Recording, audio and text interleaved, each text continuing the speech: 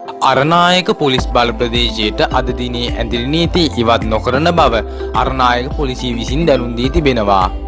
ඊයේ රාත්‍රියේ පොලිසිය විසින් ශබ්ද විකාශන යන්ත්‍රවලින් ජනතාව දැනුවත් කරමින් කියා සිටියේ අරනායක ප්‍රදේශයේ නව රෝගයේ වසංගත මට්ටමින් පැතිර යාමේ දැඩි අවධානමක් ඇති බවයි.